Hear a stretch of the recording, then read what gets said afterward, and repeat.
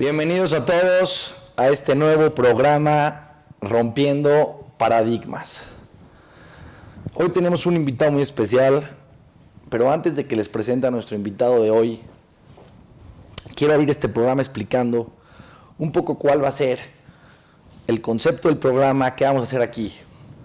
La intención de este foro, de este espacio, es tocar todos o algunos temas con expertos, temas que a veces nos falta conocimiento, que tenemos prejuicios, que tenemos alguna idea porque escuchamos sobre el tema en algún lugar y en algún otro lugar, y nos vamos construyendo en nuestra mente un concepto que no está basado en el conocimiento de los expertos.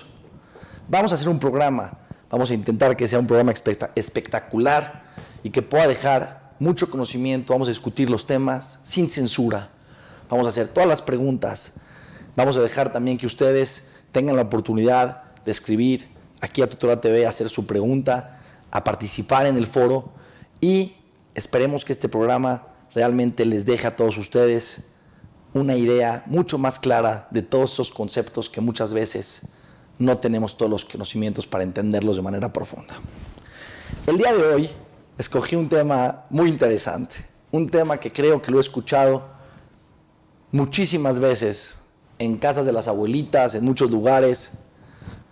El tema de kashrut, el tema de la comida kosher y cómo se maneja todo este tema en las comunidades de México, en la comunidad Maguen David, entre otras comunidades.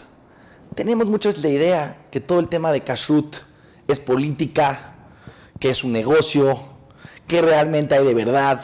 Esas preguntas que de repente todos tenemos: ¿qué puede tener este alimento y qué puede tener el otro? Antes de empezar, les quiero dar solamente una pequeña introducción sobre el tema de kashrut, para que podamos entender, y cuando lleguemos aquí ya les voy a decir quién es nuestro invitado especial de honor, se van a impactar de nuestro invitado de hoy.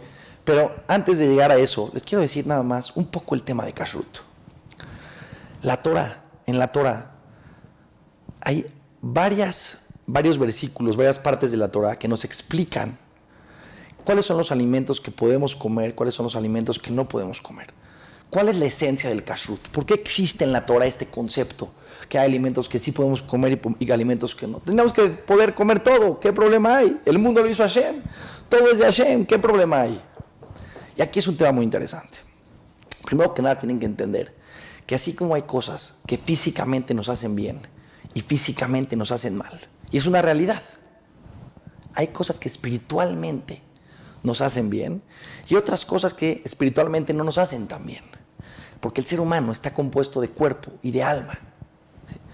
Y hay una relación, es una relación muy interesante entre las cosas sanas para el cuerpo y para el alma. Hay una cosa muy interesante, por ejemplo, el tema del kashrut, para que lo puedan entender, tiene que ver con comer animales que están sanos, porque es evidente que si tú comes algo que está enfermo, te va a caer mal, y eso lo prohíbe la Torah.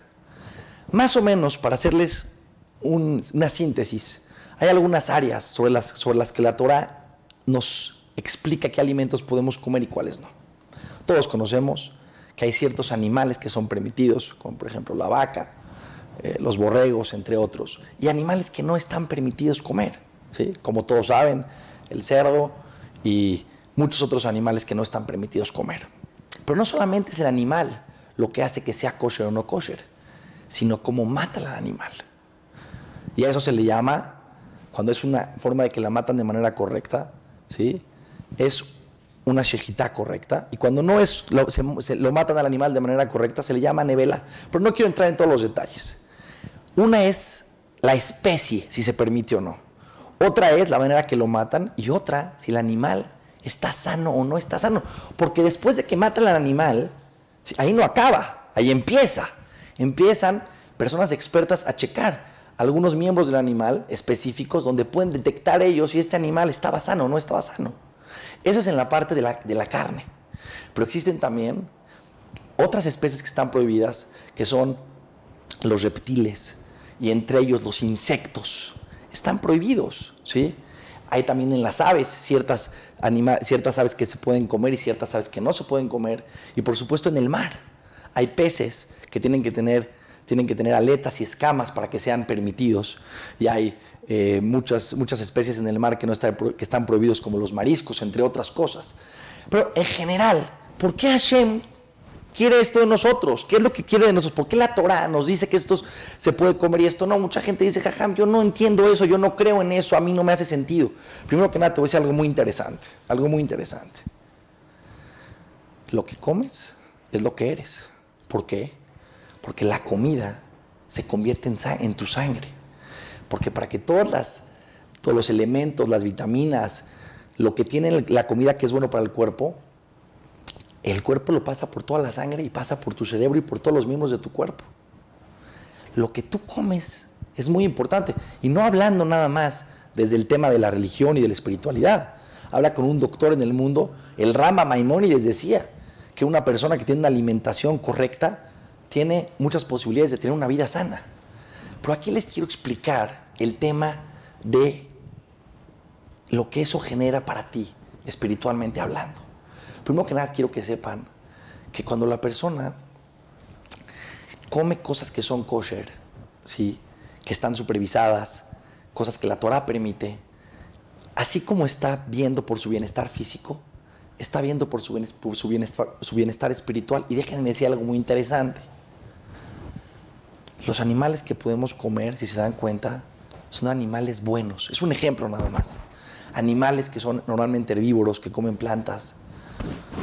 Porque para la Torah es muy importante que lo que tú comes se hace parte de ti, se hace parte de tu esencia. ¿Sí? Sí, una de las razones. Estoy explicando. Hay muchos motivos para cada mitzvah. Y por supuesto que yo no vengo hoy a explicar todos los motivos de la mitzvah de kosher, porque nos tomaría muchísimo tiempo. Nada más es un preámbulo para que tengan un entendimiento general. Pero si se comen al león, el león que vaya ataca a su presa y la mata viva y tiene ese coraje y ese odio, esas emociones que el animal tiene, te las estás comiendo tú, Jabobi. Y entonces en ese momento tienes que entender, primero que nada tienes que entender que la Torah nos las dio Hashem porque nos quiere, porque nos ama, porque quiere nuestro bienestar. Yo tuve el privilegio de estar junto a Reb Chaim Kanievsky, el jajam más grande del mundo, ¿sí? Y me senté junto a él y él estaba estudiando y volteó y me vio y me dijeron, pregúntale algo al jajam, ya estás aquí sentado junto a él.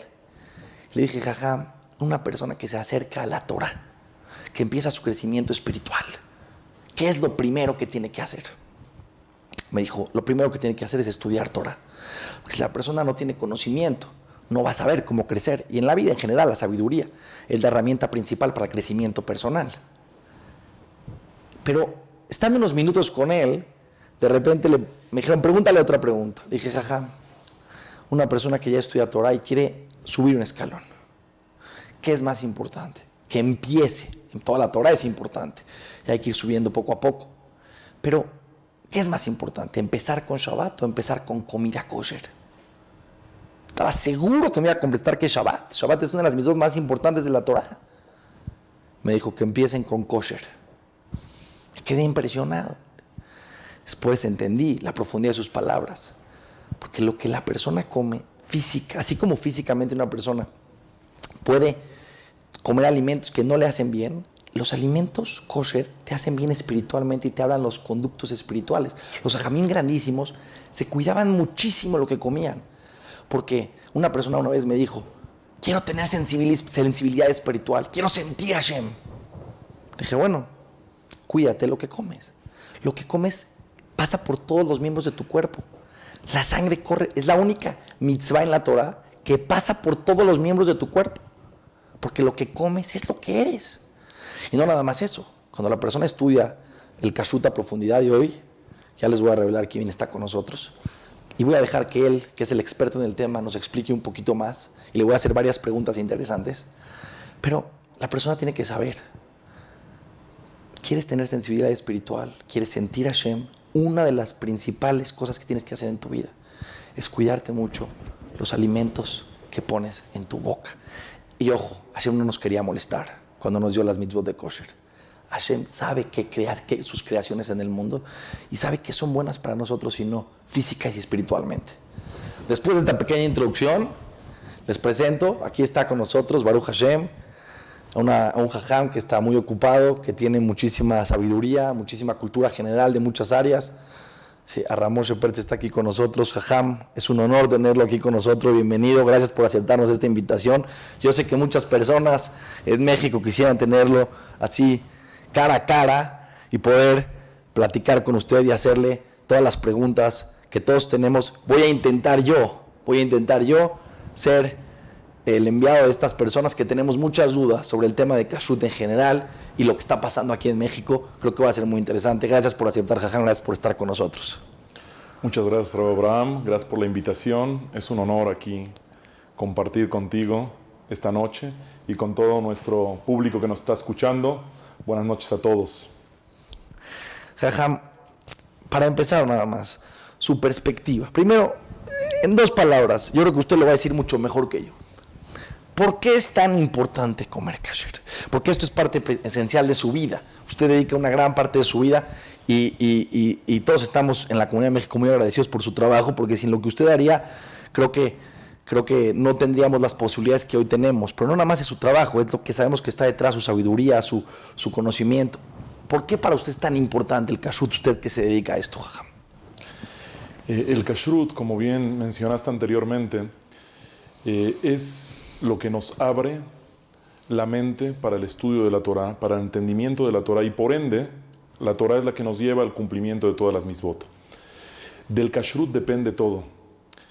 Voy a contar una anécdota interesante que me ocurrió hace unos años, que dentro de la misma comunidad Maguen David, que es donde laboro en kashrut, había otra área en la cual yo estaba participando. Llegó un momento que pues cada área requería de su tiempo y había que escoger.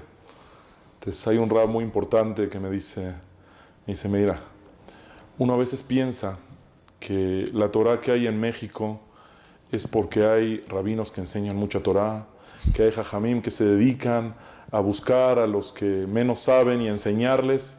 Pero yo te digo algo, yo creo que gran parte del éxito de que el público en general en México se ha acercado a la Torah, ha aprendido más, es mucho más conocedor, mucho más practicante de la Torah que en años atrás, es por la comida kasher. La comida kasher le cambia el panorama a la persona.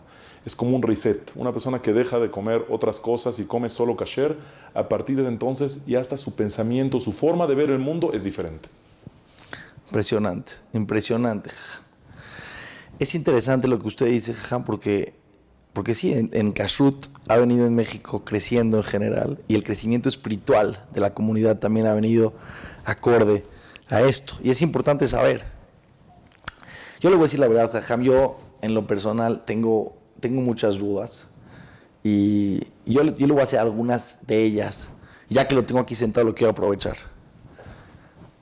Yo como rabino de la comunidad, Jajam, a veces la gente se me acerca y me pregunta, dice, pero Jajam, es que no puede ser. ¿Qué puede tener un atún, Jajam? ¿Qué puede tener un refresco? O sea, por favor, eso es política, Jajam. Eso es negocio, ¿me entiende? Y yo como Jajam, pero que no soy experto en el área y que no conozco las cosas a profundidad, por supuesto estoy seguro que menos un área de la Torah vamos a hacer comercio con ella. Lo que queremos es darle un servicio a la gente y lo que queremos es que para la gente sea cada vez más fácil acceder. Pero yo no tengo las herramientas para contestar esa pregunta, Jajam. Y aquí lo tengo aquí. Y yo quiero, Jajam, ejemplos, quiero historias, quiero saber lo que pasa detrás de las bambalinas. Pues la verdad es de que es una inquietud que muchas personas la tienen. Especialmente cuando hoy en día, por ejemplo, en un país como México, existe un organismo llamado Profeco, que vela por los intereses del consumidor y está al tanto que la información del etiquetado de cada producto sea la información correcta. Entonces uno se pregunta, bueno, entonces ya tengo la información a la mano, ¿para qué requiero de un organismo de kashrut que me diga que sí, que no? Yo simplemente leo lo que dice la etiqueta y con eso lo sabré. Debemos saber de que hoy en día, y desde que empezó la revolución industrial, que afectó obviamente todas las áreas de la vida del ser humano, incluyendo el área de los alimentos, la comida ya no es la misma que comían nuestros abuelos, nuestros bisabuelos o tatarabuelos. La comida que comemos hoy es sumamente procesada. Y eso implica muchas cosas. Implica, por ejemplo, antes de llegar al mismo producto, en el mismo equipo donde se procesa. Es una fábrica grande. Ellos quieren aprovechar los tiempos. ¿No se fabricará algo que no es kasher? Y según la halajá... Pero, Jajam, perdón que le pregunte, pero yo quiero el producto. Si en la máquina ¿qué, acaso se quedan pedacitos, Jajam? ¿Se quedan pedacitos? Por ejemplo, en una fábrica, a ver, ¿qué pueden procesar, Jajam? Por ejemplo, díganos un ejemplo. ¿Qué le ha tocado a usted ver? ¿Qué ha visto usted, Jajam? Hay casos de que realmente quedan pedacitos, literalmente, aunque uno no lo crea. Y eso más que todo en las fábricas de chocolates. En los chocolates... No. Es increíble, pero es cierto. Porque limpiar una máquina que procesa chocolate es difícil, muy difícil. Entonces, si no sienten ellos que es muy necesario, no las limpian simplemente. Entonces, ¿qué es lo que pasa? Uno puede ver un chocolate que lee los ingredientes y dice, bueno, contiene cacao, contiene azúcar, contiene... Oye, ¿y por qué tiene un sello que dice que esto es lácteo, este chocolate? Yo no le veo leche en los ingredientes, es un chocolate oscuro, un chocolate amargo o semiamargo. ¿Por qué es lácteo? Y la respuesta está porque simplemente después del chocolate lácteo elaboran ahí chocolate amargo. Y ahí quedan realmente. Es decir, hacen como un arrastre, le llaman, pero no es una limpieza absoluta. Y por eso hasta las mismas fábricas muchas veces ponen una notificación de alérgenos. Ten cuidado si eres alérgico a la lactosa, si no puedes tomar leche, no te comas este chocolate. Bueno, Jajam, una persona que no es alérgica a la lactosa, que lean los ingredientes. Yo me acuerdo que así de chiquito hacíamos, Jajam. Bueno, yo, con mi ignorancia, no tenía muchos conocimientos y buscábamos que diga que no tiene cerdo, ¿me entiendes? Que no tiene manteca es lo que voy a manteca. Entonces nos comíamos el gansito, pues una persona puede decir, Jajam, bueno, si el problema es que puedo llegar a tener leche, yo como leche, Jajam. ¿Ya me entendió? El problema es que puede tener leche, bueno, yo como leche. Cuéntenos alguna historia que es común, que es real, o sea, porque usted, yo le pregunto, usted con su experiencia que tiene, comería un producto, y no porque es jajam y porque trabaja en la comunidad, personalmente, comería un producto que no está revisado, al revés, a lo mejor por su experiencia dice, no pasa nada, ya sé que es muy difícil que se pueda encontrar algo que es taref, porque también, jajam, ¿qué va a haber? ¿No? O sea, yo me pregunto, ¿qué puede tener un refresco? ¿Qué puede tener, jajam? Antes de llegar al tema de los mismos ingredientes del producto, tenemos el problema de dónde se elaboró el producto. Y según la halajá, eso es muy importante. Eso es una halajá que aparece en la misma Torá, que habla sobre el botín de guerra, que cuando uno toma del botín de guerra, el pueblo de Israel luchaba contra otras naciones, ganaba la batalla el pueblo de Israel, y había el botín, y el botín podía incluir ollas, por ejemplo, o cubiertos. Ahora, ¿eso se puede utilizar o no? Entonces la Torá me lo dice claramente. Para poder usar ese utensilio, para poder usar esa olla, tiene que pasar por un proceso que es como un tipo de esterilización. Como dice la Torá, si es algo que se usa con líquidos, debe ser con agua caliente, si es con fuego. Si no se hace eso, se considera que el utensilio, que la olla, puede absorber sabores y despedir esos sabores después en el siguiente producto que se elabora en el mismo lugar. Claro, porque el metal absorbe. Entonces, si cocinaron ahí lo que hayan cocinado, se absorbe en el metal y cuando tú cocinas, entonces prácticamente si cocinaron una hora antes ahí un pedazo de carne taref, una gente que dice, bueno, no pasa nada, yo como, pero es kasher. No, te estás comiendo lo que extrae. Eso se considera que me estoy comiendo, es como si me estoy comiendo un pedazo de taref o no, jajam. O sea, lo que sale de ahí, ¿cómo se considera? Bueno, en las leyes de kashrut, lo importante, una de las cosas más importantes es el sabor. Entonces, si el sabor pasa, es como si me estoy comiendo la esencia. Entonces, por eso es tan delicado el tema de los utensilios.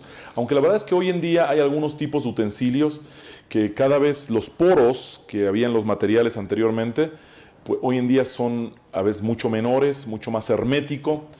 Pero es curioso que todavía se ven ejemplos de justamente de que puede pasar el sabor por medio de un utensilio. Por ejemplo, en una fábrica una vez de aceites, comentó uno de los ingenieros que él puede darse cuenta al probar un aceite que fue procesado en alguna máquina, aunque esté limpia, dice qué es lo que hubo antes en esa máquina. Él se puede dar cuenta del sabor. Puede ser que hay gente más sensible o menos sensible, pero es una halajá clara. La halajá dice que en un utensilio donde yo cociné algo kasher, taref, algo no kosher, si yo después cocino algo kosher, ese producto kosher deja de ser kosher. Ok, entonces me queda claro, Jajam, que yo tengo que cuidar, o sea, que yo, por ejemplo, que por supuesto que cualquier persona que quiere recibir y cumplir como tiene que ser, no nada más eso, de recibir los beneficios del kashrut, que dijimos que son muy importantes, pues es un tema muy importante, ¿no? Y obviamente una persona que tiene un cierto nivel espiritual se va a cuidar, ¿no? Lo que le llaman que no como caliente, pues tiene que cuidarse de ese tema. Pero ¿qué pasa con una persona, Jajam, que dice, ¿no? Bueno, a mí eso todavía no está en mi nivel. Yo voy a llegar a ese nivel porque entiendo que es muy importante. Porque yo lo he dicho en muchísimas clases, ¿no? Al final de cuentas tienes que ir subiendo y tienes que ir entendiendo que la Torah es una. Que tú no puedes agarrar la Torah y partirla. Y decir, me gusta este pedacito y este pedacito no. Pero entendemos que hay personas que tienen un proceso de crecimiento y que van subiendo, como yo, Jajam. Yo estudié en una escuela no religiosa y que no venía de estas costumbres de cuidar la Torah como hoy, Baruch Hashem, tengo el privilegio. Pero fui subiendo poco a poco, ¿no? Como dices, ¿no? Al principio me decían, eres kosher, yo decía, de carne, ¿no? Para mí comer carne kosher, eso era ser kosher, ¿no? Comer carne kosher para mí era el nivel más alto que hay. Yo no entendía que existen otras cosas, yo no entendía que insectos tenían problemas. Y aparte yo decía, pues insectos, ¿qué puede tener? ¿No? O sea, nadie va a agarrar un insecto y se lo va a poner a la comida. No, esa era mi percepción, ¿no? Mi percepción, a lo mejor ignorante, ingenua, ¿no? O los peces, pues sí sabía que los mariscos, ¿no? Y yo me acuerdo como a los 14, 15 años dije, pues si esto no es bueno para mí, en mi pensamiento, en mi cuerpo, en mi alma, no, yo no quiero esto, yo no quiero, no lo necesito.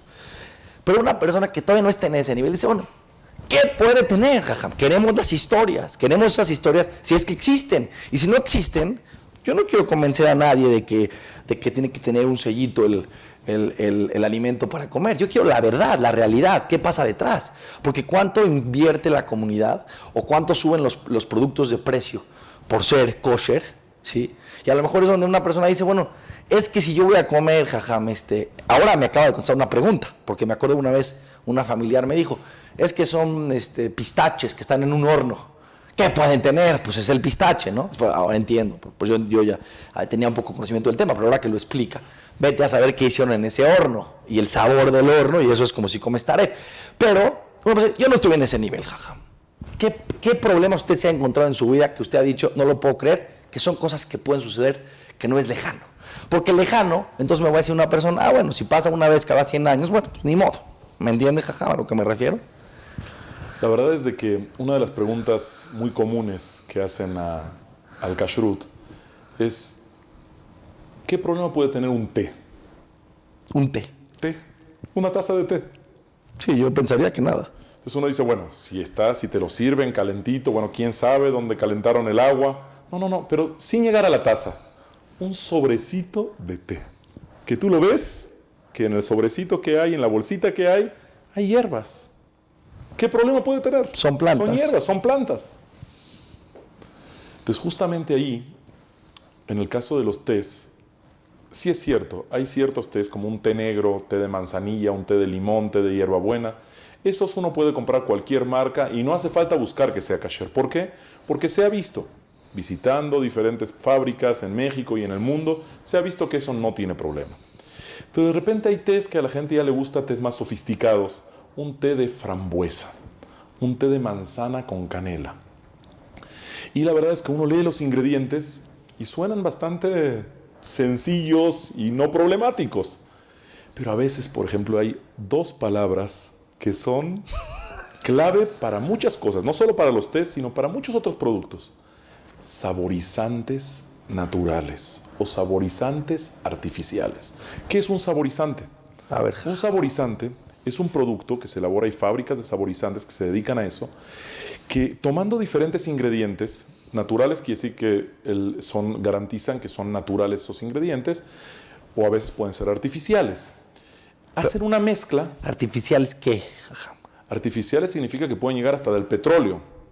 De cualquier cosa pueden llegar. Es artificial, algo artificial. No te garantizan, quiere decir que sea natural. Al decirte natural, eso sí que Debe ser algo ¿Pero natural. natural puede ser una cochinilla? Natural puede ser cualquier cosa que sea natural, incluso lo no kasher. Ok. Es decir, natural o artificial no nos ayuda mucho. Algunos al revés vienen y dicen, bueno, si es artificial, no debe ser problema, porque no viene de algo natural. Puede ser dañino, pero no, Es no pero taref. problema de kashrut. Claro. Pero tampoco es cierto, porque cuando dicen artificial, no quiere decir que es 100% artificial, sino que no garantizan que es natural. Si no toman esa responsabilidad porque puede tener algún ingrediente. Ahora, un saborizante, ¿cuántos ingredientes puede llegar a tener? Hemos visto casos hasta de más de 100 ingredientes en un saborizante. Y gran parte de nuestra labor en Kashrut nos dedicamos a revisar saborizantes. Que cada ingrediente del saborizante sea kasher. Ahí lo que se hace primero, se dividen en grupos o en equipos de productos, los productos que pueden ser problemáticos o los productos que no son problemáticos. Le voy a dar un ejemplo. La mayoría de los aceites esenciales, es decir, de cada fruta, de cada hierba, de cada hoja, normalmente hay fábricas que se dedican a sacar el aceite esencial. Es como un aceite que sacan del producto, que es como que la esencia, el concentrado del sabor de esa hoja. Eso normalmente no tiene problema. Si yo tengo un aceite esencial de limón 100% o de naranja 100%, no hay problema, no tiene ningún problema. Pero luego están, por ejemplo, los ácidos grasos o las lactonas, por ejemplo. Hay una serie de productos que todos llevan esa parte de lactona dentro de ellos. Les voy a dar un ejemplo. Está la decalactona delta o decalactona gamma o dodecalactona delta o dodecalactona gamma. Y así hay diferentes cosas que están con la palabra lactona. Todas esas tienen un riesgo. ¿Por qué? Porque se pueden, igual como los ácidos grasos, que son ácidos como se llama el ácido cáprico, el ácido caprílico y caproico, que todos suenan parecidos. Hasta ahorita me está hablando en chino. ¿Qué tiene esto, Jajam? ¿Qué problema ¿Qué quiere hay? decir ¿Qué caprico? tiene? ¿Qué tiene, Jajam? ¿Qué es la palabra cáprico? ¿Qué significa? No tengo idea. ¿De cabra? Cáprico es de cabra. Ya, viene se de cabra. agarraron una cabra. Entonces, y... de la cabra sale ese producto que se mezclan diferentes sabores. Hoy en día ya se hace mucho de forma artificial, que tiene el mismo sabor que ese ácido cuando uno lo sacaría de la cabra, pero ya no lo sacan de la cabra. Ahora, para eso tiene que haber un organismo de kashrut que avale que ese ácido cáprico que se usa en tal saborizante, que se usa para ese té específico, o para ese refresco específico, o para ese cualquier otro producto alimenticio específico que contiene el saborizante, que ese ácido cáprico sea kasher. Y aparte de ese ácido cáprico, tengo que garantizar así igual otros, a veces hasta 100 o más ingredientes. No, es un trabajo que no tiene fin, Jajam. O sea, es un trabajo que requiere muchísimo esfuerzo, pero yo todavía tengo mis dudas, Jajam. ¿Por qué? Porque digo, bueno, hay un pedacito de cabra, no sé, de carne de la cabra o de, me supongo, ¿no? Que agarran la cabra y le sacan la carne de la cabra y hacen con algunos ácidos y sacan el sabor. No tengo ni idea del tema, pero ¿cuánto de cabra puede tener lo que me estoy comiendo? ¿La Torá también prohíbe eso, poquito de cabra? Bueno, en la Torá está específico de que, como dijimos antes, el tema del sabor, que lo que nos prohíbe algo es el sabor al taref. ¿Qué quiere decir? A tal grado que hay casos donde el sabor se transforma tanto que incluso, por ejemplo, está un caso que escribieron nuestros hajamim de hace siglos atrás sobre el mosk. El mosk es como un perfume que se usaba mucho en los países árabes y todavía se llega a usar, que su origen era de sangre de un animal que se transformaba por medio de un proceso. Y algunos hajamim consideraban que la transformación era tal que ya nada tiene que ver con el producto original. Entonces no era como algo taref, ya era algo nuevo, ya era algo nuevo. Prohibido. Hay un debate al respecto, pero esa idea nos enseña lo importante que es buscar a ver, ¿hay sabor de lo taref o no hay sabor de lo taref? Por ende, de ahí es la regla famosa de Bitul Beshishim, de que si algo se anula en 60 veces más, consideramos que ya es nulo, ya no está. Por ejemplo, yo tengo una sopa de carne, un caldo de res, y se me caen unas gotas de leche. Si esa cantidad de leche es 60 veces menos que la cantidad que hay de caldo de carne, esa sopa está permitida. O sea, un mililitro de leche tiene que haber 61 mililitros de leche para que yo pueda... 60. 60 mililitros contra uno para Sí, que se yo... permite. esté permitido. Ok, entonces puede haber en un refresco también ese mismo problema, porque tiene saborizantes. Saborizantes puede haber en cualquier cosa. Y hay una halajá que davar de avid le ta'ama, algo que está ahí para dar sabor, específicamente para dar sabor, no como un compuesto del alimento para cualquier otra cosa, sino para dar sabor de forma específica, ese afilo be'elef lo batel. Ese sí que no se considera que se anula, porque como dijimos, tiene la lógica de que por qué algo se anula, algo prohibido en lo permitido, si tiene 60 veces más, porque ya no está el sabor. Claro. Pero si es algo que viene para dar sabor, como los saborizantes, o sea, aunque sea muy poquito, pero está ahí para eso. Claro. Entonces, aunque sea algo minúsculo, y es verdad que a veces los sabores son tan concentrados, los elaboran de forma tan concentrada, que es un porcentaje mínimo.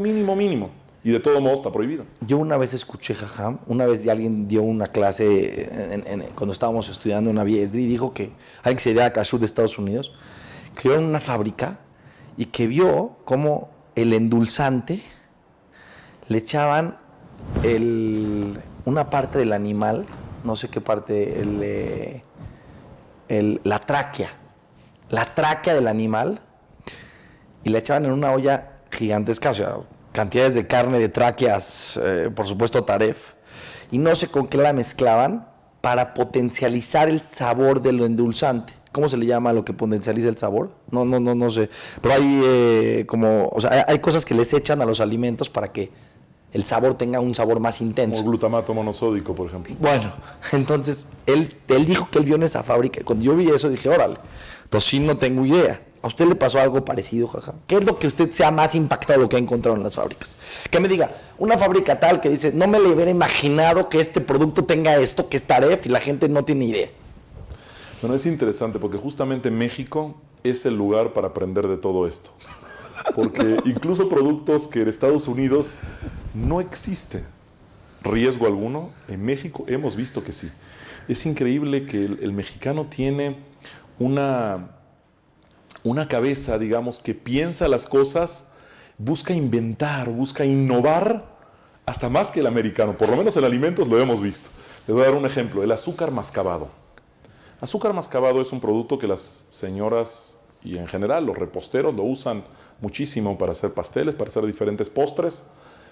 Y uno diría, bueno, azúcar, es caña de azúcar, ¿qué puede tener? Y es verdad, en Estados Unidos, si uno compra un azúcar mascabado, no necesita ni checar si es kasher o no, porque todos los azúcares mascabados son kasher. Es azúcar. Es azúcar con la misma melaza del azúcar que se vuelve un poco oscurito. Algunos son azúcar mascabado más original, otro es de que es un azúcar blanco que después le adicionan la melaza para volverlo así oscurito. Pero en México es increíble que ya llevan 2 fábricas donde hemos visto de que le adicionan otros ingredientes que pueden ser problemáticos. En uno de ellos vimos que le adicionaron glicerina, que la glicerina es un producto que es grasa animal o vegetal procesada, que se vuelve la glicerina, que es algo más dulce, con una textura diferente. Y en otra fábrica vimos que le ponen saborizante, justamente para darle un toque así de sabor que sea diferente el azúcar, que el saborizante, como dijimos, eso puede llegar a tener problema. Entonces, es increíble que en México justamente es el lugar donde uno puede encontrar más historias interesantes, como las que buscas, en temas de kashrut, y las hemos visto constantemente. Hemos visto, por ejemplo, una miel de abeja, que uno diría es lo más natural posible, que le ponen un saborizante a la miel de abeja.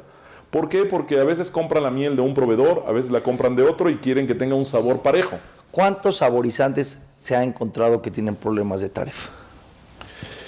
Esa es una buena pregunta, porque hoy en día, con los procesos industriales cada vez más sofisticados, cada vez baja el riesgo de que los saborizantes sean taref. Es verdad que va bajando el riesgo, pero los riesgos existen. Los riesgos existen y por eso en México es muy difícil cuantificar cuánto taref hay de saborizante. ¿Por qué? Porque México no produce la mayoría de los compuestos de los saborizantes. La mayoría de los compuestos de los saborizantes se compran en otros países del mundo y cada vez más en China, obviamente, pero se compran también en diferentes países, en Estados Unidos, en otros lados, y se traen a México y aquí se elabora el sabor. Nosotros lo que hacemos más que todo en México es revisar que esos ingredientes, los que pueden llegar a ser problemáticos, sí vengan con un sello de kashrut adecuado, que podemos confiar en él, como para que después la mezcla final que contiene este ingrediente y los demás que también están autorizados, podamos autorizarla como kosher. Perdón, Jajam, una pregunta. Puede tener cabra, ¿no? ¿Qué otra cosa puede tener? Alguna vez me dijeron que cochinillas. ¿Es verdad? Insectos. ¿Es verdad? O sea, ¿eso es real? ¿Qué se ha encontrado usted taref en un saborizante? Aparte de la cabra, que ya sería un problema, pero ¿qué otra cosa? La cochinilla es algo que se usa más en los colorantes. Ah, los colorantes. Porque el colorante rojo, Sí. hay diferentes tipos de colorante rojo. Y uno de los más caros, si no es el más caro, es el de cochinilla.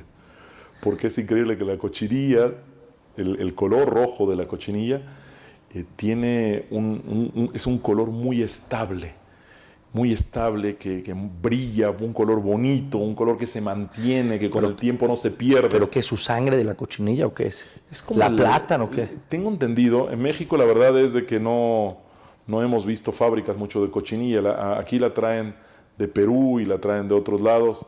No, nosotros no nos ha tocado ver exactamente cuál es el proceso. Pero creo que no sé si es del caparazón o de la misma sangre de la cochinilla misma que lo hacen ese color, que es el color carmín, que es un color natural. Y es otro ejemplo, ¿no? Cuando uno lee los ingredientes y dice colores naturales, dice, bueno, natural no tiene problema, pero justamente lo natural puede tener más problema, como es el ejemplo de la cochinilla. No. Entonces, pregunta, Jajam, real. ¿Usted comería algo que no está revisado? Depende, porque como dimos los ejemplos de los tés, hay algunos tés que aunque no están revisados... Pero si dice, tiene saborizante y colorantes. No, eso no. Eso no, porque al tener eso ya es un riesgo. Ya es un riesgo y uno debe averiguar qué es lo que se va uno a comer. Ok, Jajam, esos son dulces, chocolates, etcétera, etcétera. Pero, por ejemplo, ¿no? Lo que está pasando, lo que pasó en México, ¿no? El atún. Muchas personas, Jajam, el atún es kosher. ¿Por qué tiene que estar revisado el atún? O sea, porque pues, alguna vez yo escuché de usted en una clase que nos dio a los Jajamim, que nos hablaba del aceite. Porque creo que los aceites es un problema y me gustaría entender qué pasa con los aceites. Y entiendo que también se pescan con delfín, y el delfín justo es un animal que no tiene escamas, ¿no? No es kasher. Pero, por ejemplo, pónganos en tema del ¿qué puede tener el atún? ¿Por qué hay que revisar el atún? Porque es todo un tema. No aquí sin el bishul, sin tema de taref. Bueno, el tema del atún es un tema interesante, un tema que ha habido mucha polémica al respecto, porque también existen diferentes opiniones acerca del atún. El atún, número uno, hay que garantizar que no tenga otras especies que se mezclen con el atún. ¿Y eso es común? Eso puede ocurrir, puede ocurrir. Aquí, por ejemplo, en México, yo una vez subí a un barco de atunero, donde ahí mismo pescaban el atún, y le pregunté a los mismos que trabajaban en el barco, oye, ¿cómo le hacen? Porque yo en la fábrica no vi que se les pasó ningún pescado que no sea atún. Dice, no, pues simplemente nos dicen que lo que no sea atún nos lo podemos llevar.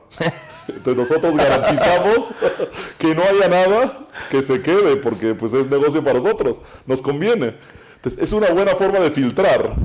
Pero en otros países no. Me han contado personas que han ido a líneas de producción en otros lados que han visto hasta pulpos pasando por la línea del atún, ¿no? No sé qué hacen después porque cómo les sale un pulpo dentro de la lata de atún, no sé qué pasa entonces, pero lo han visto, que sí se les pasan las cosas. Y la cuestión del pescado es más allá. La cuestión del pescado es más allá y es lo que habla Ramoshe Feinstein de Hamay Abraham, también Rabbi Obadiah Yosef, que ellos dijeron que al tratarse de pescado es mucho más delicado. ¿Por qué? Número uno, porque la Torah me dice, revisa escamas, revisa aletas. Entonces, cuando tú tienes una lata, no puedes revisar. Este mandamiento de la Torah, según el Minhat Hinuch, quiere decir que incluso puede ser que la Torah me está pidiendo que yo físicamente las vea. Aún si decimos que no es así, que con garantizar que sea, digamos, la especie, ya con eso es suficiente. En el tema del pescado, como puede haber mezclas y confusiones, eso es lo que explica Rabbi Moshe Feinstein y trae del Talmud en Masejet Avodah Zarah. Dice, nuestros hajamim han establecido reglas, que un pescado, si tú no tienes la garantía, no la suposición, sino garantía. Yo le creo a la Profeco. En México, justamente, es uno de los países mejores que hay en el mundo en este tema. En el tema de que revolverse otros pescados con el atún, en México, por lo menos nosotros no lo hemos visto. Es algo increíble. Bueno, incluso, entonces, según esto, la gente va a decir, ¿para qué compró Kosher Magen David? Mejor voy y me compro un pescado y un atún de la latita y ya. ¿Qué problema puede tener? La pregunta es, una vez que no existe el riesgo por las condiciones del mercado mexicano, porque en otros lados sí existe, una vez que digamos eso, ¿es suficiente o sí tiene que haber una garantía más? Tiene que haber una garantía externa, una garantía de kashrut. De eso habla Moshe Feinstein. Pero ese es el único problema que puede tener. Otro problema está de que las mismas fábricas en México, y eso es algo que también es algo especial para México, que en México una fábrica que elabora una cosa, es muy difícil que una fábrica elabore solo un producto. Si ya elaboran uno, quieren elaborar otro más. Y hacen luego otro proceso de otra cosa y siempre buscan inventar a ver cómo pueden hacer para que la fábrica salga adelante con más productos, maquilarle algo a alguien, otra línea de producción, a veces de cosas que nada tienen que ver, una cosa y la otra, y todo está en una misma fábrica, a veces en naves diferentes, pero a veces están en un mismo lugar. Y eso es algo que, por ejemplo, en Estados Unidos es más común que una fábrica se dedica a un producto o a una gama de productos y ya. México es muy común que se hacen muchas cosas. Y en las fábricas de atún, cada vez más hacen diferentes cosas. Uno lo puede ver hasta en el mercado, que a veces las mismas marcas tienen otros productos que pueden llegar a ser no kasher, ¿sí? Como mariscos o como otras cosas enlatadas. Pero no nada más eso, simplemente con el tema del atún, que hay atún de agua y atún de aceite. ¿Y eso qué? En México, aunque un aceite sea vegetal, eso no significa que sea kosher. ¿Por qué? Porque en las mismas fábricas es común que elaboren aceite vegetal y aceite de origen animal, que es de cebo, que puede ser de cerdo o de algún otro animal no kasher. No solo en la misma fábrica, los mismos equipos se pueden llegar a usar para un aceite y para otro. Y por ende, un aceite, si no tiene uno la garantía de que el aceite es kasher, es un problema. Y al tener ese aceite no kasher en una fábrica de atún, ya es un problema para todo, porque se usan los mismos equipos. Incluso es algo muy interesante que hasta el vapor nos puede afectar el vapor que se usa para cocinar el producto. ¿Cómo un vapor me puede afectar? Las empresas también cada vez más están concientizadas acerca de la ecología. Y no nada más acerca de la ecología, eso también a veces se traduce en pesos y centavos. Para calentar, para cocinar, usan vapor que calienta el agua y con eso se cocina. El vapor se genera por una caldera. Ahora, ¿qué pasa al terminar de cocinar? El vapor no entra dentro del producto, a veces incluso entra, pero digamos, en muchos casos no entra, es como un enchaquetado, es como una olla, una marmita de doble fondo, donde por ahí pasa el agua que fue calentada por ese vapor, o el mismo vapor. Ahora, después que ya pasó el vapor por ahí, ¿qué se hace con ese vapor? Se pudiera desechar, Claro. condensar y desechar, pero las fábricas lo aprovechan, por dos razones. Número uno, para ahorrar agua. Porque si yo lo regreso a la misma caldera, ese vapor, esa agua no la tengo yo que sacar de afuera. Y cuando es la mucho, estoy mucho, reutilizando. cuando son cantidades muy grandes, se ahorran mucho dinero. Mucho dinero. Y ese vapor ¿qué trae? El sabor. Pero otra cosa más que se ahorran ellos es porque ese vapor llega caliente, el condensado. Entonces se ahorran calentar el agua, y ahí llega a cierta temperatura. Es otro beneficio. Ahora, ¿qué problema hay? Que según la halajá es la halajá de Tipat Halab. La halajá de Tipat Halab nos indica que una olla que yo estoy cocinando, por ejemplo, carne, si una gota de leche toca por fuera de la olla, eso me puede prohibir. A veces solo prohíbe, hace que ese pedacito de la olla se prohíbe. A veces se llega a prohibir también la comida, depende de las cantidades, depende de dónde cayó. Todas esas halajot aparecen en el Shulchan Aruch y Yoreh De'ah. ¿Por qué?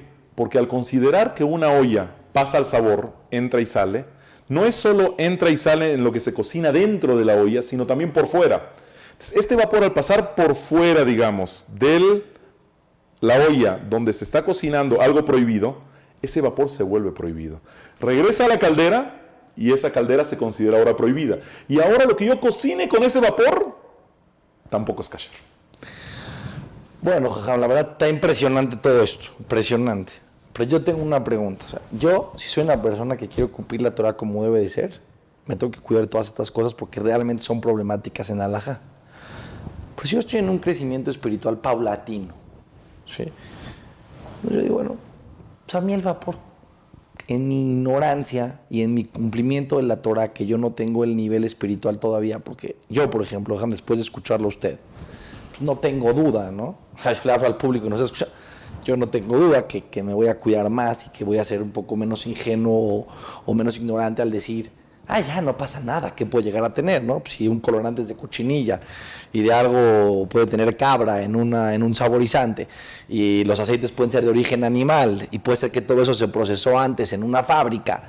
Bueno, por supuesto que yo no quiero darles a mis hijos ni cochinilla, ni a mí, ni un pedazo de cabra cuando me tome una paleta de dulce, ni tampoco quiero un aceite de origen animal cuando estoy comiendo cualquier otra cosa, ¿no? Y cuando no es kosher al 100%. Por ejemplo, ¿cómo hacen ustedes para kasherizar el atún? ¿Qué hacen? O sea, cambian la... ¿Cómo pueden kasher? ¿Cuál es una partida kosher de Maguen David en el atún? En ese o en cualquier otro producto. Por ejemplo, una persona me dijo una vez, el chile, no voy a decir marcas, pero el chile tal, esa salsa de chile, ¿qué puede tener la salsa de chile? Por favor, jajam, eso es chile, eso qué puede tener, ¿no? Entonces digo, el atún, por favor, si no hay atún en la comunidad, pues eso es por negocio, por política, porque no es... La famosa, jajam, perdón que le pregunte, ¿no? La famosa, ¿no? No se arreglaron con la fábrica. No le ha pasado. O sea que, ¿por qué es taref porque, jajam, siempre está la pregunta, ¿no? Algo es kasher, algo es taref, algo es kasher, algo es taref. Entonces, ¿qué quiere decir? Pagan, es kasher. No pagan, es taref. Se les quitó el... Qué raro, ¿no? Hay gente que me dice, yo sí tomo esto. ¿Por qué esto era kasher antes? Bueno, pero ya no es que... qué raro. La fabriquita no pagó, jajam. La fabriquita no pagó. Entonces, esos tres temas, ¿no, jajam? O sea, más o menos en general. Pero yo tengo dudas también, jajam. Mira, voy a comenzar con el ejemplo del chile, de la salsa. Una vez me tocó en Guadalajara, eso fue una de las cosas más impresionantes que me ha tocado, al revisar formulaciones de una fábrica de condimentos, veo que dice chile piquín, que contiene chile y manteca de cerdo. Increíble. Yo jamás me imaginé que una manteca de cerdo pudiera ser un ingrediente en un chile, pero es cierto. Nos ha tocado también que el chile lo fríen antes de molerlo, porque eso le da un toquecito de sabor. Y eso obviamente ya tenemos el problema del aceite. Ahí había incluso problema que ahí mismo freían camarones que no son kasher. Es decir, los problemas son múltiples y es increíble que en otros países, por ejemplo, si uno va a la India o a China, si uno compra un polvo de chile, puede estar tranquilo que es polvo de chile. Pero en México, en muchísimos casos, un chile no es simplemente chile. El chile puede contener aceite, puede contener oleoresina, que es cuando toman el chile, lo pasan por un proceso para sacarle como el extracto de chile, pero ahí van varios componentes que se usan, a veces emulsificantes y otras cosas que pueden llegar a ser no kasher, que se usan en ese proceso, ¿sí? Y hemos visto, en México, lo más increíble es que hay hasta especies, pues decir, hay ajo que no contiene ajo en polvo que no contiene ajo, cebolla en polvo que no contiene cebolla, páprica que no contiene páprica. Eso es algo que es casi único para México en el mundo. En otras partes hasta consideran que a veces... Mucho ingenio, ¿no? Mucho ingenio. Es increíble que en eso, digamos, México está más avanzado de alguna forma, ¿no? Se considera que está más avanzado que otros países, porque con eso pues, buscan abaratar, tiene sus beneficios. Entonces, por eso es de que cuando uno ve lo sofisticado y lo complicado que es, uno entiende fácilmente por qué un producto puede ser hoy kosher y mañana ya no. ¿Por qué?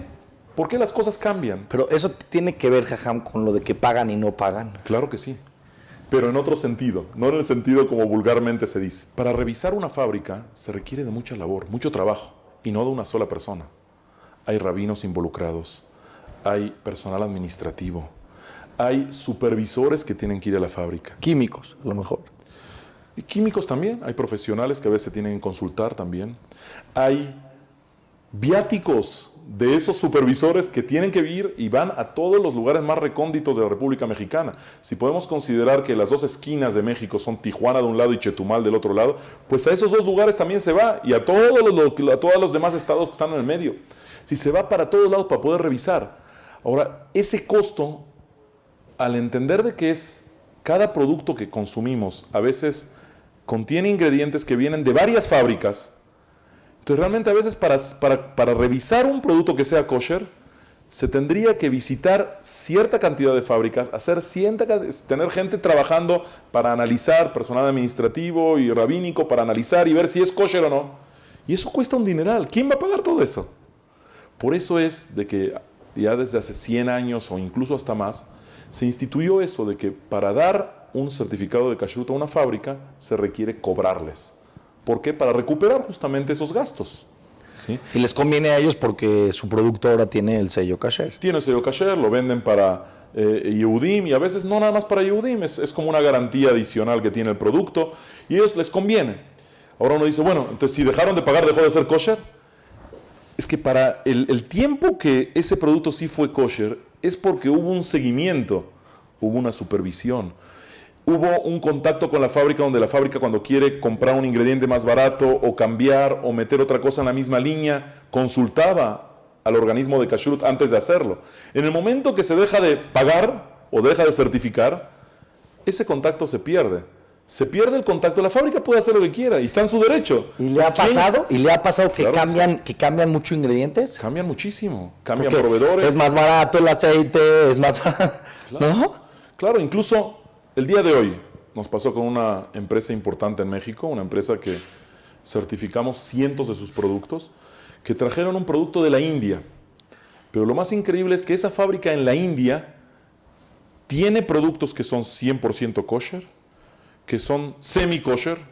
Semi-kosher es porque buscan certificaciones de menor nivel para que certifiquen ese producto, como para evadir lo estricto que es la fábrica más kosher, la certificadora que es más estricta, y tiene productos no kosher, la misma fábrica, y finalmente usan, es decir, pueden traer de uno o pueden traer de otro, y ahora nos topamos con el asunto de que llegaron a traer ese ingrediente problemático de esa misma fábrica que compran, es decir, ya no, ni cambiaron de proveedor, Claro. ni cambiaron En de la proveedor. misma fábrica donde estaban comprando el producto kasher, Ahora les le vendió compraron un producto kosher. taref. Sí. Jajam, este tema no tiene fin. Creo que no va a ser la última oportunidad que lo tenemos aquí. Ojalá nos dé el privilegio de tenerlo otra vez, porque creo que para mí, por lo menos, fue algo tremendo poder tener este conocimiento y darme cuenta de las cosas reales. Lo escucho hablar y escucho una persona jajam, sabia y experta en el tema. Jajam, no tengo palabras para agradecerle. Gracias a todos ustedes por estar aquí con nosotros en Rompiendo Paradigmas. Espero que esto haya sido de mucho beneficio para ustedes, de conocimiento, que podamos entender cuánto Akadosh Baruj Hu quiere nuestro bien, quiere que empecemos a mejorar y podamos crecer espiritualmente y seguro saber que cada esfuerzo que la persona hace en su vida tiene un pago infinito. Jajam, gracias por todo. A todos ustedes los invito a que se queden. Seguimos ahora con el gran programa, la presentación del juez, y la semana que entra, a la misma hora, en el mismo canal, Rompiendo Paradigmas. Gracias a todos. Gracias, Muchas Jajam. gracias.